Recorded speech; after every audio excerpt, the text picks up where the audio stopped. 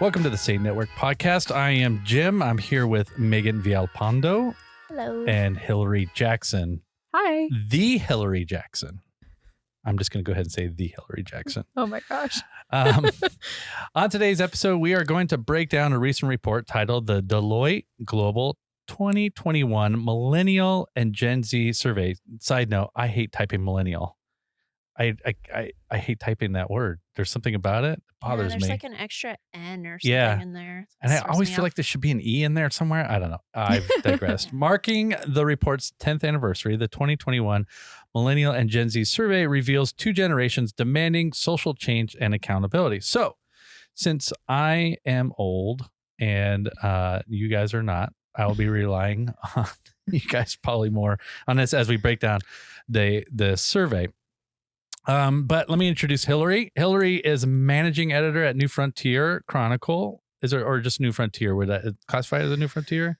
Yeah, it's our department's New Frontier Publications, but we're doing everything under Caring now, so that's probably the better. Oh, okay. Sorry, everyone. We probably should redo that part. That's fine. And so under New Frontier, what all do you guys publish? Caring magazine under Caring, right? Everything's under Caring, and then so we have Caring magazine online. And hopefully soon in print, and New Frontier Chronicle in print, which is geared towards our Salvationist audience. Okay. So, yeah. Excellent. And I learned today that Hillary is a graduate of Asbury University in the fine Kentucky state, or the state of Kentucky, I should say. Mm-hmm. Interestingly enough, is the first Asbury graduate that I know that had no affiliation with the Salvation Army, right? Correct. Yes. Did you know that the Salvation Army has a huge presence in Asbury when you were there? No, to be honest, I really didn't know it was a church. You know, I grew up United Methodist. And so a lot of people who are, of the Wesleyan mindset do attend Asbury. And so I didn't even know, about the Salvation Army. Yeah, it's huge there. It is. Turns out. And so is Walmart. Oh. It is. Wow. It's kind of a big deal for Asbury people. Did not know that. Yes. We won't get into your Walmart stories. Yes, we shouldn't do that. Because it's favorable, but she did tell me one earlier and it was bonkers. So yeah, let's get into this survey. It's from Deloitte, and this is interesting. And I realized I've been reading this survey like every year. I didn't realize it's the 10th anniversary. So that's exciting. But change and accountability are the big things that jumped out of the survey, and it has been for several years for these two groups particularly. Why do you think that is? What drives these two groups that get so caught up in change and accountability? Because for my generation, accountability, nah, we're good. We don't need that. So what is it about the Millennial Generation and the Gen Z things that is like longing for this? Sure. That's a big question. I guess I think, the world is more connected than ever before. Through social media and like the internet, globalization, all that kind of stuff is like reached new heights of connectivity. And so I think, our generation's been like a byproduct of that is our generation's been exposed to like more information on how the world works, how like supply chain works and different stuff.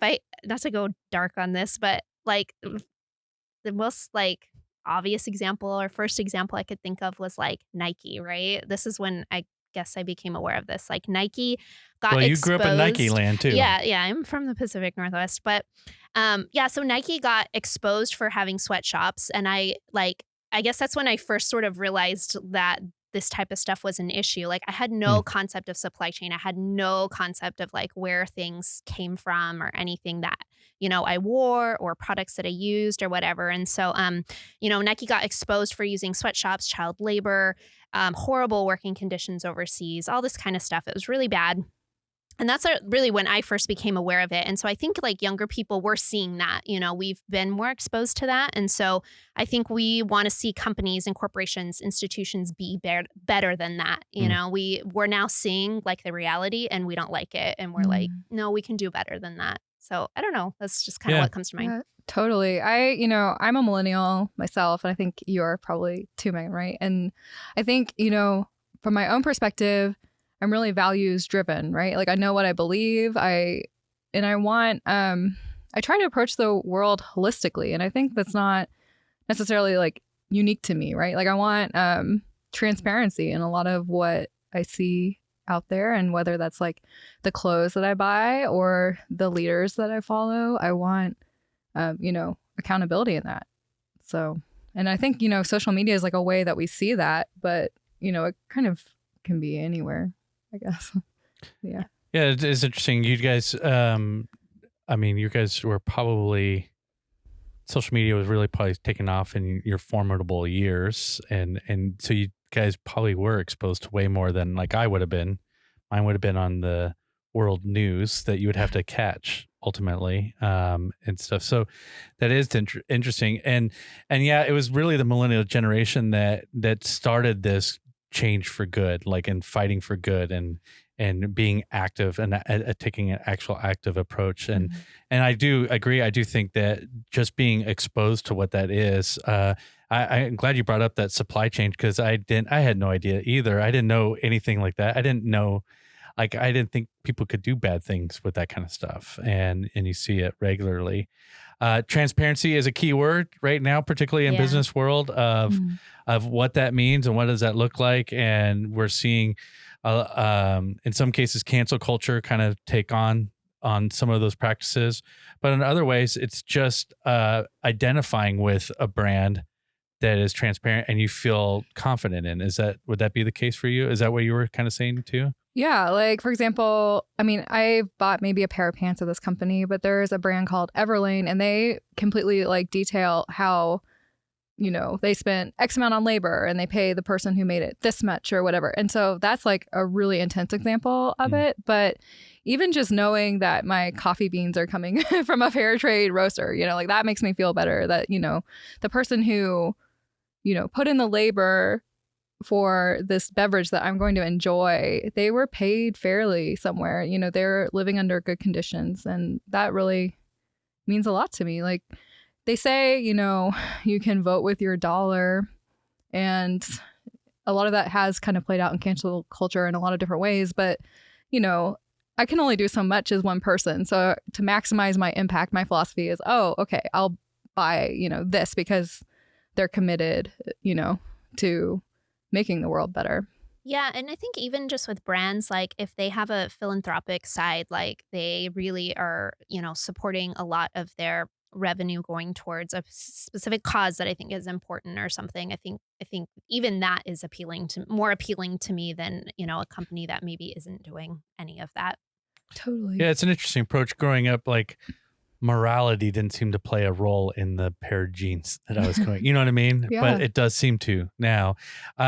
This is a quote that I found a long time ago when I was studying the term millennials and understanding that generation. But it's always stayed with me because, and in many ways, it drives kind of the products that we're trying to do from our section of the Salvation Army. But there's a quote from a millennial. It says, focus on making an excellent product. If you do so, then all your marketing will be true and most of your marketing will be done by us.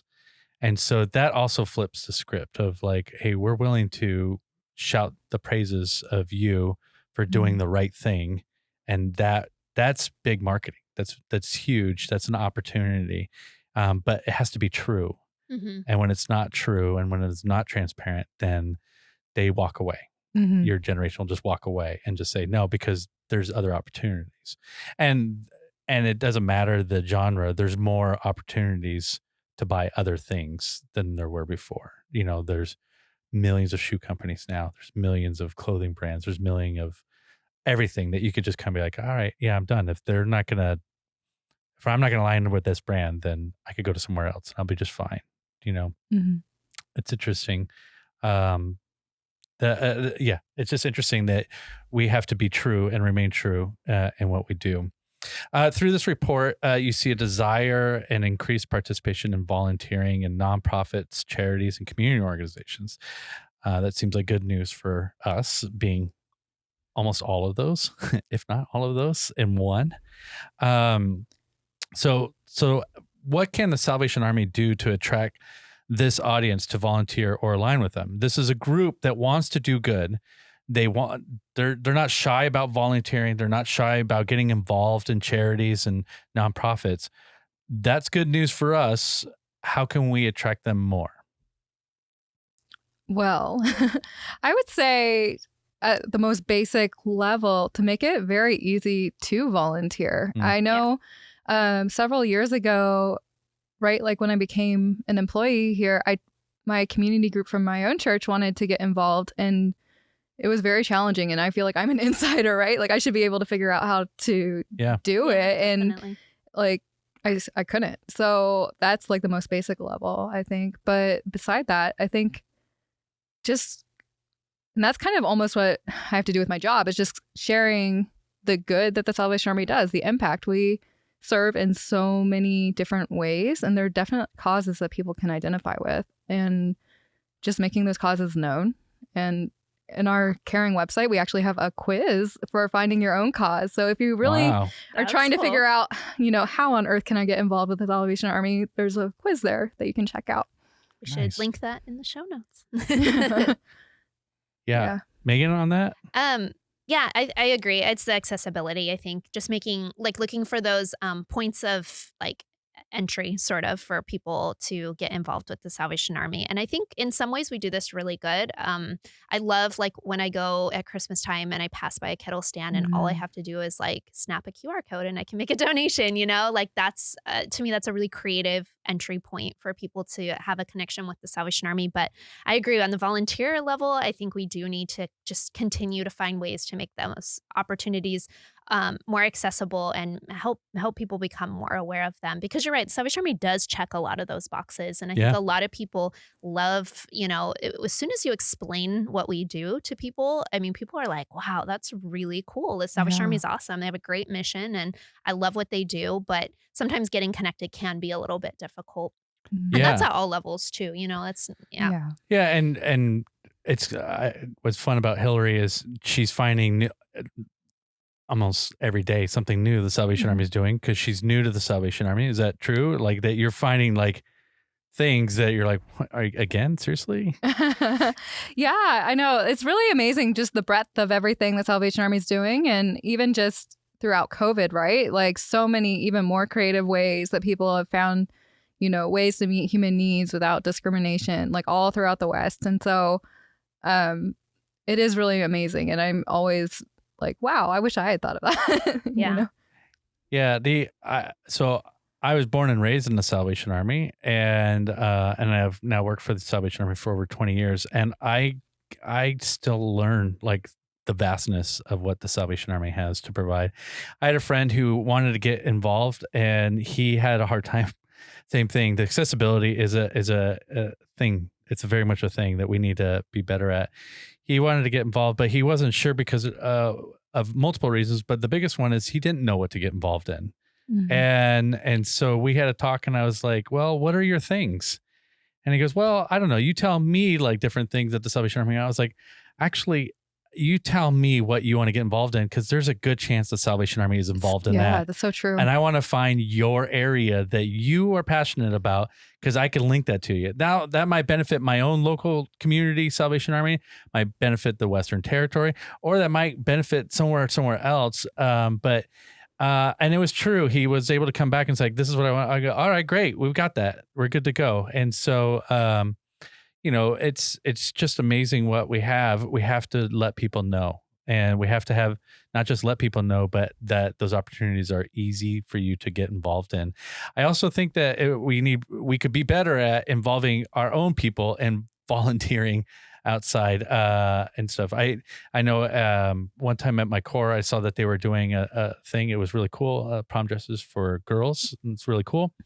And then I realized that I could have volunteered at that, and I should have been volunteering to help. And be a part of that. And all the volunteers were non-Salvation Army congregation members. And so something that we could be as a congregation is being involved in those type of projects would be significant.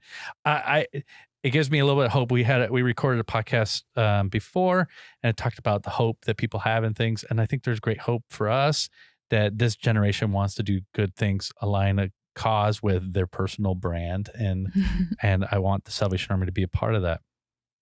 Millennials and Gen Zers are deeply concerned about climate change. The survey said that more than 4 of 10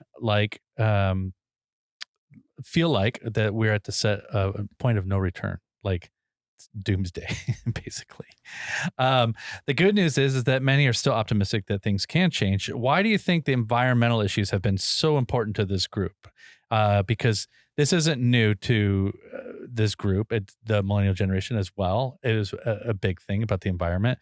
Is it a case similar before that there's more access to information, or was there something else that has brought on this care for climate changing? Yeah, I think you're right. I think a lot of it is just have access to information, but also I think there is just a genuine care for the next generation as well. I think maybe I can't speak for all, but I think some people feel like this generation inherited a lot of issues and problems and Yeah. kind of like messes and things like that, and so they don't want to leave that to the next generation, if that Mhm. makes sense. Yeah, I totally agree with that point. I think, from my perspective at least, we have been given the world and we're supposed to steward it. And we've inherited some situations that maybe aren't very ideal. And the projections, the access to information that we have now, like the projections for certain things are not looking good, Yeah. and maybe it won't play out in my lifetime, some of these things, but if I have kids or grandkids, like, what are they going to inherit? And then, like, at the most basic level, our world feeds us. So, like, then what? Right. Yeah. I feel like Yeah. we've also had a lot of access aside from like, scientific data. We've had a lot of access to like films that begin with the lone farmer in the dusty cornfield. Right? Yeah. I think, we've seen what it can look like, at least on the screen. And we've seen the polar bear and the melting, ice caps or whatever. And it's hard to watch. And I don't know, like we like to roll up our sleeves and get involved. And maybe that's, changing some of our habits or, so I don't know if the environment's really new. I think it's more just an extension of the values that we hold. Like we are so guided by, who we are, making a difference, being, like holistic, like working for good. Yeah. So I think maybe that could be it. Yeah. Or part of it at least. Yeah. It's a big topic. Yeah. Yeah, and I've noticed a lot of change and like a lot of how we buy things. I mean, you guys mentioned some things, but previous generations, stuff was a thing. Like having stuff in your house, lots of stuff, and all that stuff had to be made somewhere, and stuff equaled worth and stuff. And so you're seeing like right now, particularly with baby boomers retiring, and I was reading an interesting piece on how as baby boomers are retiring and downsizing their house, they're trying to get rid of their stuff, but they want their families to take their stuff because it's like their heirlooms, it's their family things. And their families are like, nah, we good. We don't want any of that stuff. We want less stuff. Mm-hmm. And so that generation, it was about things and having things. And actually the public storage world has exploded because they can't come to a resolve. And so we'll just put it in storage and then defer it, which, ends up happening that it just stays in there or, goes away eventually. But this generation is less so. And there's new, more efficient ways to make things. And so it does change a lot of stuff.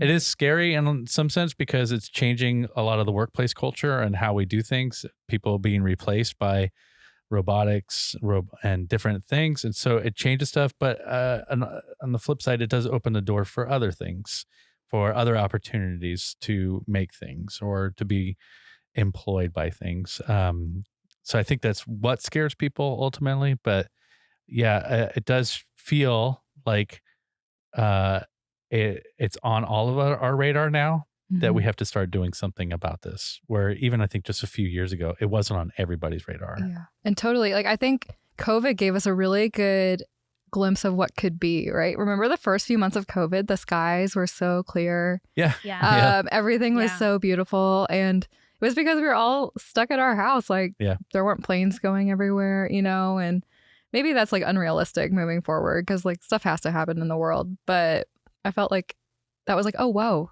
something could be done if we really wanted to all put our minds to this, you know? Yeah. Yeah. Just those glimpses is significant.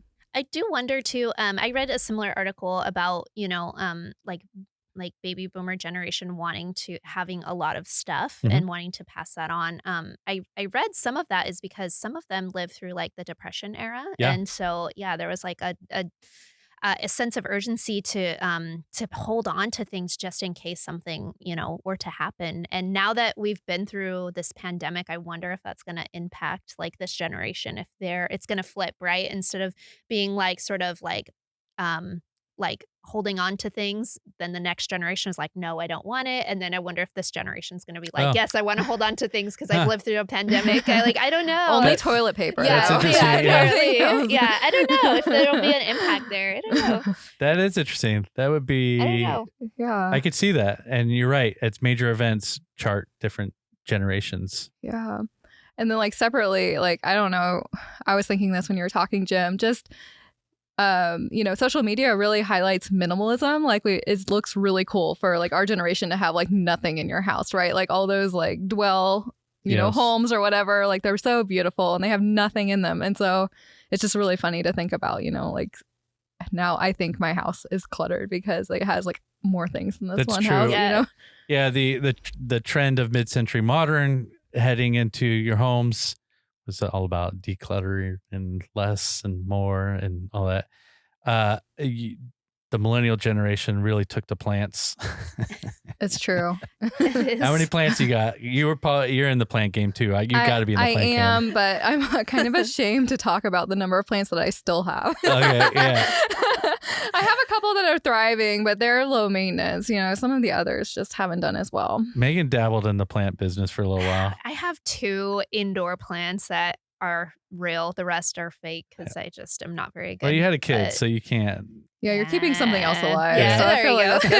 There you go. But I kid, but a lot of them will say, well, it's about sustainability and it's about like having naturalness. And so it's cool. But I don't know. I feel like that world might collapse a little bit because everyone has to go back to work. You're like, gosh, man, that's a lot of work to keep that thing alive. Yeah. Some Tired of them singing to are, that plant. Some are. It's so true. Yeah. It's a lot of work. I'm good at killing plants. So if you need me to take her, I'm like a plant killer. Oh dear. Not on purpose, just not good at it. This survey was done through the pandemic, so it's no surprise that one of the big stresses in these two groups' lives was the welfare of family and friends, the health and keeping them alive. But long-term financial future, career prospects, and just day-to-day finances were significant. Mm-hmm. Those are things that many generations have stressed about. This isn't new. But it seemed elevated, and by the response to the survey, it is elevated. Why do you think that is? I mean, housing prices are obviously incredibly high, and they're just keep going up. There isn't a collapse imminent yet, so that's an issue. And I know that millennials, that's one of the more common things is we can't afford housing and that kind of stuff. And so is that what it is? Is that what's kind of driving this, or is it the changing workforce that we've been talking about? That's a good question. Yeah. I just have one thing that this triggers me a little bit. I'll be honest. I feel like student debt is a huge issue. I mean, I read recently, like the average student has $87,000 of debt in America. Like that's insane. Like that's more than a down payment on a house. It's so much. And thinking that's a hefty down payment. Yeah.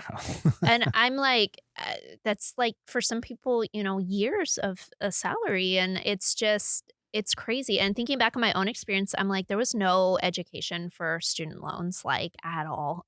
There was no sort of like piece of like, I knew what a loan was and that I would have to, if I borrowed it, I needed to pay it back. But I just had no concept of um, just how long that would take and how much effort that took and how that was going to impact my life after I finished school. I definitely bought into the idea that you take out your loans now, it's an investment into your future and you'll get a great job and you'll be able to pay those off right away and stuff. And it's just not a reality for, I think, a lot of like young Mm. adults right now and stuff. And so it's a little bit of a like triggering point for me, but I'm like, I think we need to educate people on student loan debt and that kind of stuff and what that actually looks like and how that impacts their life afterwards. So I think student debt, educational debt is a huge, huge part of that. Yeah, totally. I I don't even know where to begin with this question because I think it is really stressful because for so many people, yeah, loans are such a big thing. And how on earth is your first job, which is probably not going to pay you very well, like going to help you once those payments start coming in and you're paying for housing or whatever it is that you're doing after school? It's very stressful. And I guess for me personally, just like we've grown as a millennial, like we've grown up in this place where, and place is like very abstract here. Like we grew up during the recession, right? Like we saw a lot of people go through very hard times. And then we went to school, like college during those times, and maybe we incurred debt, maybe not. And then we graduated, and now it's like, I feel like to a certain degree, I'm waiting for the rug to be pulled out from under me. I'm like, I have it way too good right now. Like I'm like waiting for this thing to happen. COVID happened. And a lot of people did lose their jobs. So it's like, oh, haha, there it is, and it's kind of like a sad place to live in because I feel like, yeah, every other generation has had their hardships and I don't want to downplay that. But I feel like to some degree, the path was very linear for like if I look at my parents' story, they went to college, they got married, they live in a house in the same neighborhood as my, grandparents did.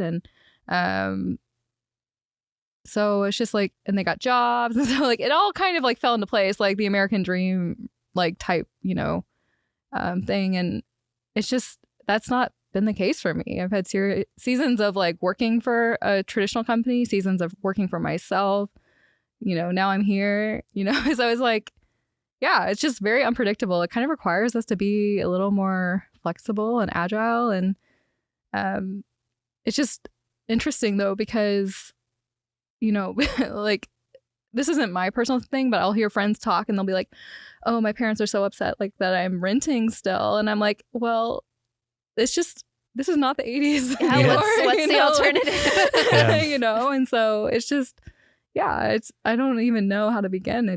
It's just an interesting time. Prices have risen and for so many things. And a lot of times pay has kept up, but not always. And like, what are you supposed to do? Yeah, the jump in college tuition was extraordinary. And I don't know exactly when, but I know from like seemingly in the early 2000s probably is when it really started to climb rapidly. And it's shocking how expensive it is. Like I have a son that will be going to college in a couple years, so now starting to pay attention. I was like, whoa, wait a second, what? Mm-hmm. What are you kidding me? 58,000 a year, 60,000 a year. Yeah. It's like that's unreal. It's very difficult. And so yeah, I get the stresses of this because for a lot of people, you have to kind of go through to get your degree if you want to do that. It's the same story that you were talking about and the stresses of that, and their family doesn't have maybe the means to do that. So there's only one way to do that, and is to kind of claw your way through and hope that you come out the other side, that you could somehow be able to pay it off. And that's tough.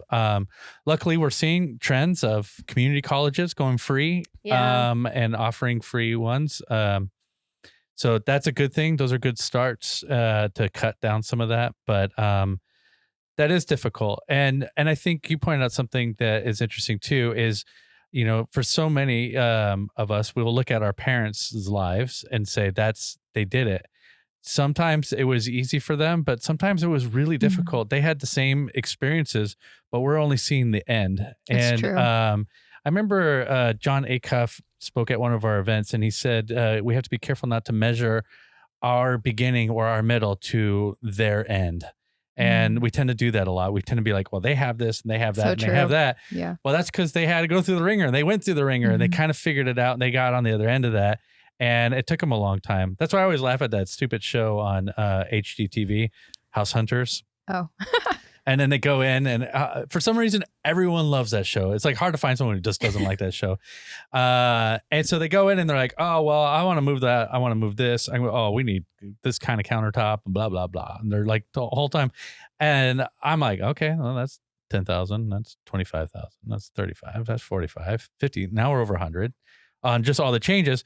And what I've figured out over time is, I think, and this is my observation, so I could be wrong, is that they're saying, I want what my parents have in their house. I want that, or my friends. I want this idealistic thing and stuff. I'm like, man, you can't afford that.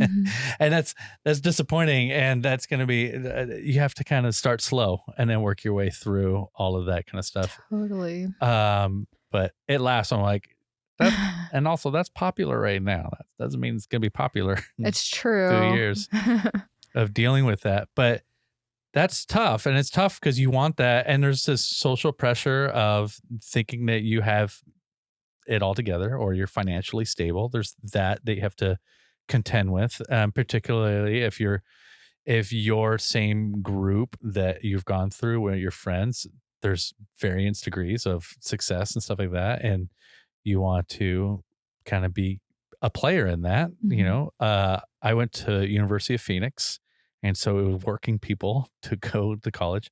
And that was the game the entire time. Everyone lied about their titles and stuff like that because there's that social pressure of, you know, like you've made it somehow. And I'm sure that weighs heavily on those coming up of like, I got to do this, I got to follow that. Or, and even in maybe the affluent communities of like, I got to be what my parents are. I got to do all that. And that's tough too. I mean, it's a different type of tough, but it's kind of scary, but just the debt alone is you're off to a tough start. Yeah, it's very real. Yeah. It's a real problem. And it's so disheartening to hear from like your grandparents that they were able to just like have a summer job and pay for their semester or something. You're like, oh no, that's not possible. Well, I'm sure it's hard. I'm sure it's hard to not be like a little resentful towards that too. It's like, all right, okay. Okay. Yeah. You have no idea. And then, oh yeah, I have no idea. Well, we lived through the Depression. Okay. Uphill both ways in the snow. Exactly. Interesting stuff. Yeah, no, that's quite a challenge. And I feel bad for this generation, to have that stress and have that burden. We all have that. Everybody has that. And like, I started already talking to my kids about financial stuff early on to kind of prepare, like it's not going to be roses, and there's going to be some good times and some really rough times that you got to get through. Yeah, I think there's been some kind of mixed messaging too. I feel like there's kind of a cultural, I don't know, people are encouraged to pursue like their hobbies or like their things that they enjoy doing, but those things are not always like enough to sustain like a particular lifestyle or something like that, you know? So I think that's kind of hard. And so people find themselves doing like multiple jobs. It's not traditional like it used to be where you would go and work for one company and you would just stay with that company for your entire life and, you know, your entire career or whatever. People are bouncing around. People are doing different things and just to try to kind of like, again, like address that debt or like, you know, reach different milestones in their lifestyle. Yeah, interesting. Fewer than half of the respondents see business as a force for good. What do you think businesses could do to be a force for good? Well, how far are we willing to go here?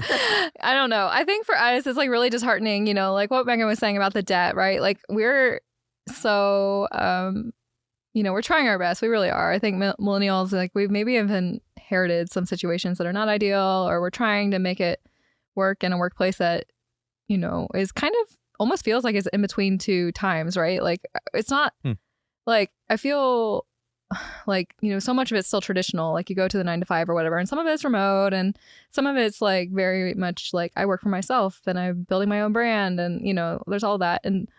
But it's always really disheartening to hear how little taxes certain corporations pay or stuff like that, and when you feel like you've paid a lot. But like, I don't want to get into that too much, but I just think like separate episode. Yeah. No, just kidding. I'm not the person to talk. I'm gonna get some comments. But I think it's just that it doesn't feel fair. Like I think growing up, you always hear your parents are like, life's not fair or whatever, and I understand that, and I've had my own share of unfair experiences. But it is like, I feel like I would consider businesses a force for good more if I saw them doing more with what they have, because I understand like businesses play like a very vital role in how America keeps going, right? Like they employ so many, like everyone, and they keep our stock market going, everything important. But I think sometimes they do have like philanthropic arms, but a lot of them don't, or there's really no tangible way. And that kind of goes back to the transparency idea, right? Like, how are you using all of that money that you're not paying on taxes or whatever? Are you using it in other ways to benefit people, or are you keeping it for yourself? Like, that's something that, I don't know. As a millennial, I'm kind of like, Yeah. Yeah. I think I totally agree, especially with like large companies and stuff. It'd be cool to see them doing more. But my heart kind of goes out to like the small business owners, like especially during the pandemic. I feel like we saw a lot totally. of that highlighted, like how difficult it is for them to sort of maybe do all the things that like maybe they should be doing, or that people want them to do, or even that they want to do. And so I don't know. I just think like it sounds so simple, but yeah, just treating your employees well, just like being a great place to work that doesn't necessarily have to cost you a lot like money. Like just to be a kind, like good boss or Yeah. supervisor, I know it sounds so like basic, but that doesn't cost money like to do those things, or even to like, I don't know, post like volunteer opportunities or something. I don't know, something. If maybe you can't afford to give your employees a full day off to go volunteer somewhere, well, here's at least some ideas of things that they could do in their own time or something. I mean, I don't know. I do think more efforts could be made, but yeah, my heart kind of like goes out, and this has just been recent in the pandemic, but to those like small business owners that are just kind of like barely surviving the pandemic, if they even did survive at all. Yeah. Totally. It's interesting. This was I don't know how many years ago. It was 10, maybe 12 years ago. I went to a marketing conference in San Francisco, and it was like 100 companies that really target young people. And I was the only nonprofit there. I was able to get entry into it, and so it was interesting. So I could learn.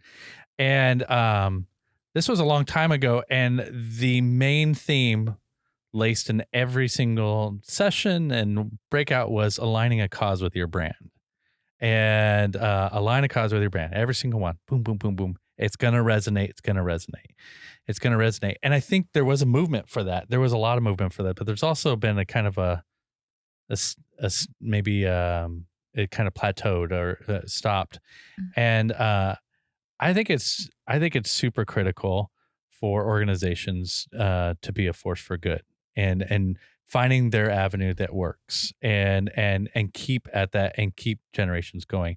Because I do think that people will align with you on that. We talked about that earlier, and that you want to be part of an organization that is doing good. And then that just keeps passing down into different generations going in. It's kind of like the TV models where you're starting at Nickelodeon and then you're working your way through to the different stuff.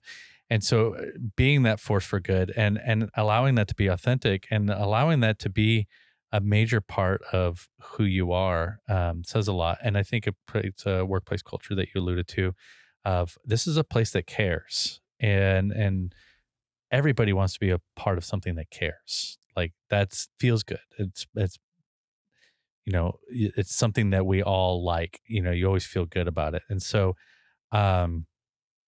being a force for good doesn't mean you have to change the world either. It just means you have to be positive in your wheelhouse and what works for that. And so something that we should strive to be also personally, like being a force for good. Just what does that look like for me? And am I a force for good? Obviously in our ministry, we want people to know Jesus and stuff, but we also want to just be good people out there. We want to make people feel comfortable around us and feel good about themselves. Easy to talk about, hard to do type stuff. These generations, Gen Zers and Millennial, are not passive, which I love. I like that. In many businesses and even congregations, these groups are underrepresented in decision making, though. How can we start passing the torch? How can we get them? Is it as simple as just asking and getting them involved? Probably. It's I'll ask you guys, do you feel underrepresented and in decision making and different things like that? I think it depends on the context. I mean, I think it's hard to say. I think, I think at least in some avenues in my life, like where things are more, I guess for lack of a better word, traditional, it's like more of that structure where like the elders, like pass on the thoughts, or whatever. And you're kind of meant to respect that. And I think like in the church, we could really benefit from having millennials. I think there's something to be said for tradition. It's definitely part of the Wesleyan quadrilateral. Fancy. Yeah. And here comes some Asbury. But, I think, I'm not even a Salvationist, but just look at William Booth, right? Like he really valued innovation and stuff like that. And so I think there's a lot to be gained from listening to everyone, not just one generation, right? Like that's how at least I see it. I think we could benefit from inviting other voices to the table. And maybe it's going to be like uncomfortable, right? If you do that, because, it's not the way we've always done it, or, the idea can be too big sometimes. But I think there's stuff to be gained from it.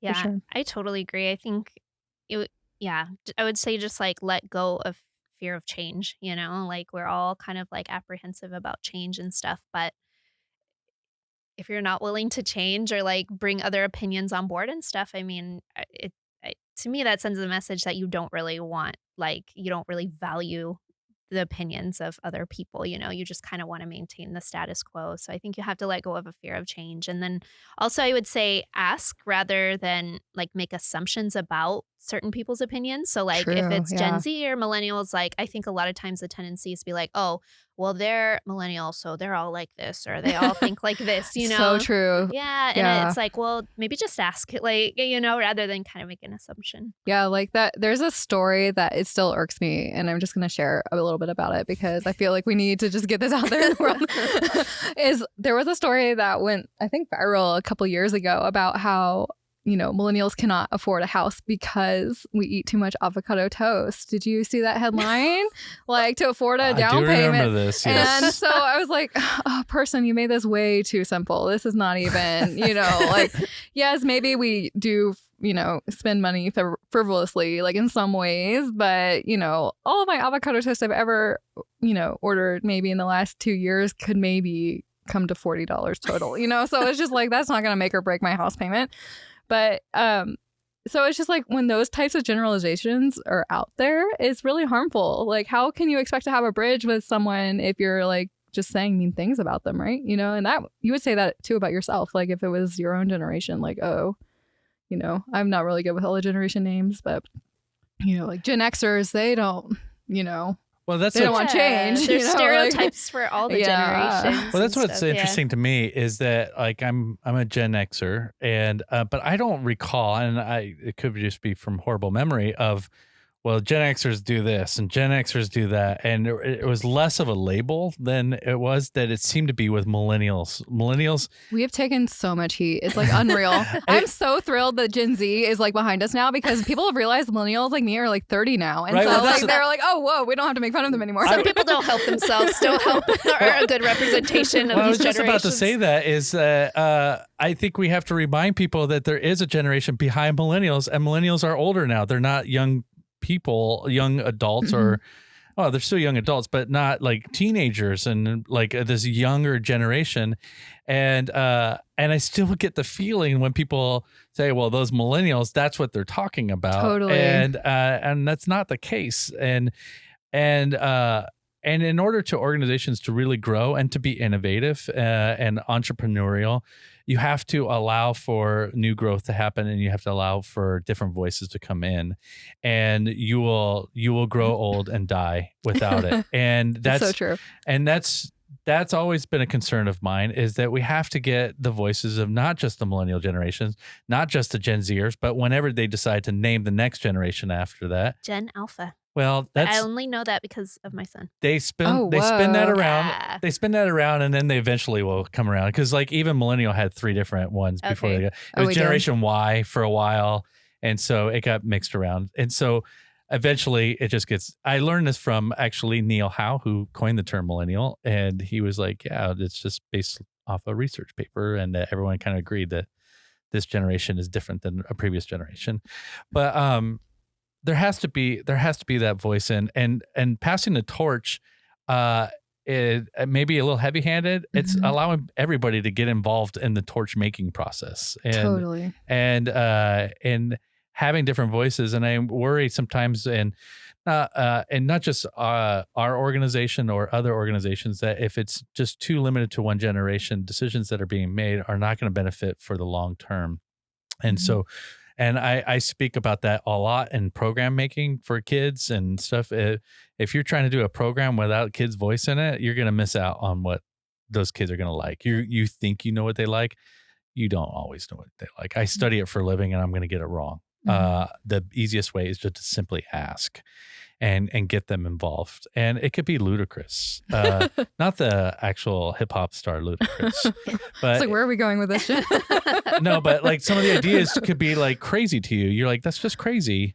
But as you talk about, you start to get a feel of what they're going for, and you could reach that. And I think in the business world and the operational world, I think this is critical. We're in a critical time to make some changes that are going to affect not just your millennial generation, but the Gen Zers that are coming up, that makes it a place to be, to work at, a force for good, and a place of confidence that they could come in and they're not worried about what generation that they're attached to and the stigmas that come along in that.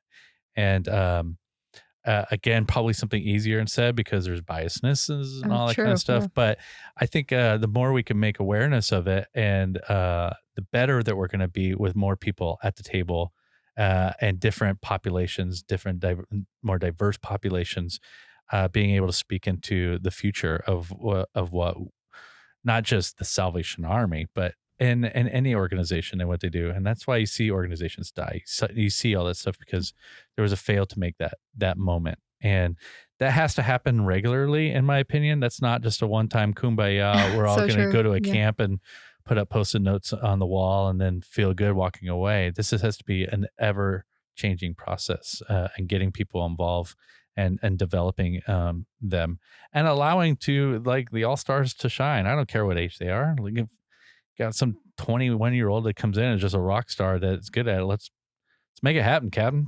I could learn from any generation. But good stuff. That's a good survey. We'll have the link in the show notes. We'll also have the link to some of the other stuff that we talked about. We'll have a link to Asbury, so you could figure out if you want to apply to Asbury. Actually, I want to do a plug that we are in early talks of doing a partnership with Asbury. Some stuff. And so I just got information on that last week. I'm excited about that. So we'll run it by you, Hillary, just to see. Yes, I'm the ultimate authority. Yeah. But all that will be in the link. We want to highlight a Salvation Army program, and And so I want to highlight a program that the Denver Red Shield did.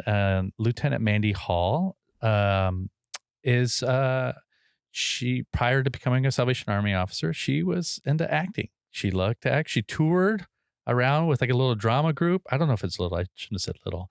A drama group, could have been little, could have been big, and did stuff. But she has brought that spirit to her congregation. So they just performed a Into the Woods. It's like a condensed version, I believe, of Into the Woods, and they had people from the Corps and outside the Corps, and they did this production at the Corps. And I think this is the second or third one that they've done. But I'll just read a little bit of information. It was a cast of children and young adults. They had 2 months to put it together. And the sets were made by cast members, and they had 3 performances over Halloween weekend, which what a great weekend to do it, I guess. I don't know. But so, yeah, it was choreographed and directed by Mandy herself, and that's her wheelhouse. And Grant, her husband, did the sound. And so it was a family operation. They ran doing this. It's pretty cool. I love the innovation of it. I love getting the arts and looking at having that in there. And anytime that you've been part of a group like that, you remember that forever and you have that bond. And there's lots of ministry that was involved in that. And so I think that's really cool what they are doing. And this is not going to be their last one. That's for sure. They're going to do several more of these. And I think that's really exciting. We had musicals growing up at my Corps, nothing this cool. They were great, probably. I wasn't into it. I played a very terrible small parts in all of them. My mom kind of forced me to be in part of them. But I can remember all of them, and I can remember the conversations that we had. It had an impact on my life. So kudos to Mandy and to Grant for doing this. I think it's really cool. And I've given them some shows recommendations, and all of them have not been approved. So oh dear. No, I don't know. I just like, can you do this? No, that's crazy. No, you do this. She knows better, and I'm very excited for them. So that's really cool. You'll want to check that out. They cannot post that kind of stuff on social media because there's licensing requirements. So I would love to say that we could show a link. But if you're in the Denver area and they are putting on one of those performances, make sure you go. If you have any questions, comments, or anything about understanding that, we will somehow link you to Mandy for questions and on that, because I think it's really cool to be a part of. Hillary, thank you for being here and walking across that hallway. Yes, my office is across the hall. And thank you for the work that you do and the generous, nice time that you gave us. But your spirit and your excitement on things, you're always a laugh, and you tolerate me well. And you are... Wow. Well, she tolerates me to my face, at least. But that's not true, Jim. Oh, well. Or well. Just kidding. I meant, never mind. It's funny. Anything that we've talked about in this episode is linked in the show notes. If you enjoyed this episode, don't forget to like and subscribe to the Saynetwork podcast on Apple, Spotify, or YouTube so you don't miss out on the new content. Thanks for listening, and we'll be back next week with a brand new episode. See you guys. Bye-bye. Bye.